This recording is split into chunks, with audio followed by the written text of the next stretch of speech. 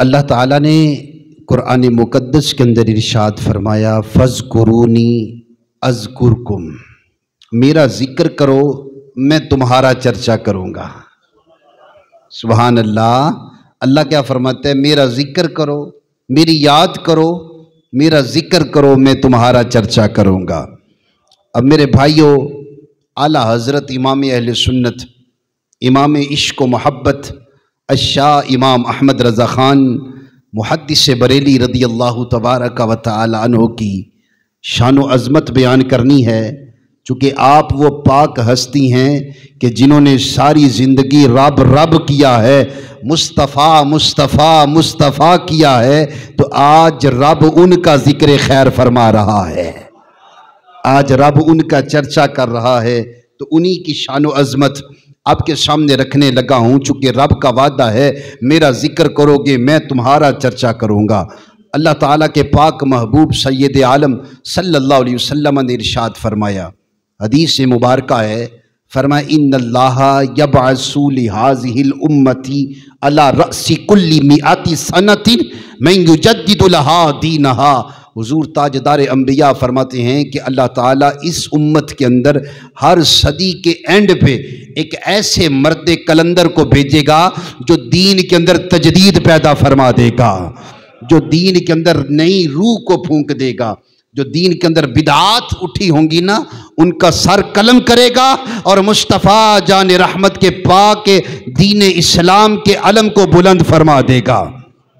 یارو اعلیٰ حضرت امام عشق و محبت الشاہ امام احمد رضا خان محدث بریلی رضی اللہ تعالی عنہ وہ پاک مجدد بن کے آئے ہیں کہ جن کو فقط ہم نہیں مجدد کہتے، جنہوں لوکاں نے بڑے بڑے قابل علماء، جس وقت سن 1900 کے اندر انڈیا کے اندر بہت بڑی کانفرنس ہوئی تھی، اس کے اندر لوگوں کا ٹھاٹھے مارتا سمندر تھا، 1000 مفتیان کرام علماء کرام موجود تھے اتھے۔ پھر بڑے بڑے علماء کرام نے سٹیج پہ کھڑے ہو کے اور بانگے دہل ساری امت کے سامنے اس بات کا اعلان کیا تھا، لوگوں سنو، ہم اس صدی کے اندر اگر کسی کو مجدد سمجھتے ہیں جس نے دین اسلام کے پرچم کو بلند کیا، لوگوں سنو، جاننا چاہتے ہو وہ کون ہے؟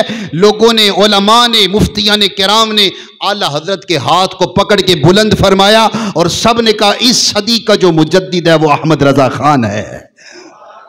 وہ کون ہے؟ احمد رضا خان ہے۔ یعنی ان کو عام لوگوں نے مجدد نہیں فقط مانا، ان کو خاص لوگوں نے مجدد مانا ہے، ان کو خاص لوگوں نے مجدد مانا ہے۔ پڑھے پڑھے لکھے لکھے لوگ جو تھے جن کو اللہ نے شرح صدر عطا فرمایا تھا، انہوں نے اعلیٰ حضرت امام اہل سنت کو مجدد مانا ہے۔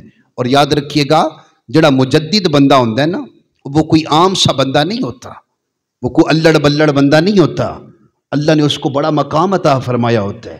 حضرت مجدد الفسانی رحمت اللہ تعالی علیہ، شیخ سرہندی الفاروقی رضی اللہ تعالی عنہ مکتوبات، اور مجدد نو فیض لبدا ہے مصطفیٰ دے در پاک تو، ان وہ تو فیض لبدا ہے وہ اس فیض کو بانٹتا چلا جاتا ہے۔ ذرا ذوق سے بولو نا سبحان اللہ۔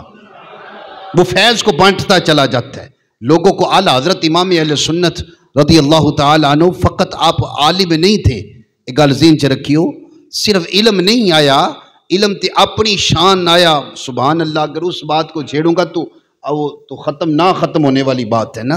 اعلیٰ حضرت صرف عالم نہیں تھے بلکہ بہت بڑے اللہ کے ولی بھی تھے، اور عالم ہونے کی کیفیت یہ ہے کہ رب کعبہ کی قسم اگر قلم رکھ کے لکھنا شروع کرتے تھے تو دریا بہا کے رکھ دیتے تھے۔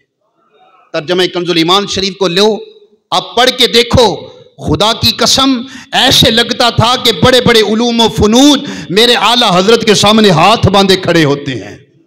اینجے لگتا جی بڑے بڑے علوم و فنون اعلیٰ حضرت امام اہل سنت کے سامنے ہاتھ باندھ کے کھڑے ہوتے تھے، اور لوگ اچھ کر اٹھتے تھے، یار یہ بندے نے ترجمہ کدھر سے کیا ہے، یہ کیسے ترجمہ کر دیا اس نے؟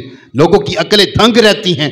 آج بھی اگر پڑھتے جاتے ہیں تو خدا کی قسم دل سے دعائیں نکلتی جاتی ہیں کہ واقعی کسی مرد کلندر نے کام کیا دنیا کے اوپر۔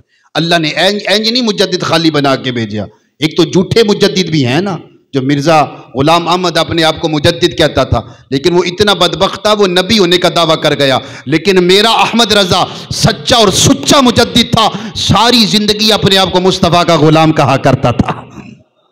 ساری زندگی کیا کہتا تھا؟ مصطفیٰ دا غلام۔ یہ ہوندے نے سچے تے سچے مجدد، جنہیں دین نئی تجدید پیدا کرتے ہیں، نئی روح کو پھونک دیتے ہیں، جو بدعات کا سر قلم کر کے رکھ دیتے ہیں۔ اعلیٰ حضرت امام اہل سنت ان مبارک ہستیوں میں سے تھے۔